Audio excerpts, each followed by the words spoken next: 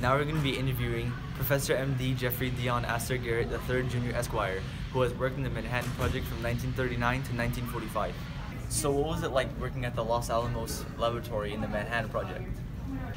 It was quite inquisitive because I was surrounded by the finest minds of a country united to accomplish one goal, led by Oppenheimer. Who was Oppenheimer? He was the director of the Los Alamos Laboratory, which was the main HQ for the Manhattan Project.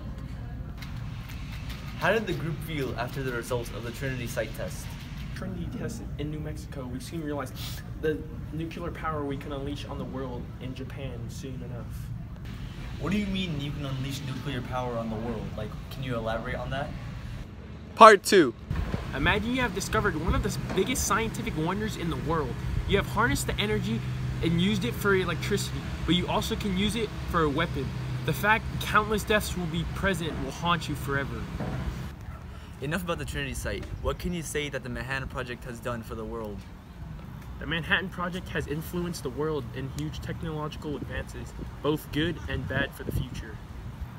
What are the good things that the Manhattan Project has actually done harnessing the nuclear energy for the world? It allowed reliable power in which 13% of the world's electricity comes from nuclear energy. It emits very little to no greenhouse gases to the world, and the US saves about $12 billion per year just making nuclear power itself. Go. What are the bad things that the Manhattan Project has done? Like, can you elaborate on that?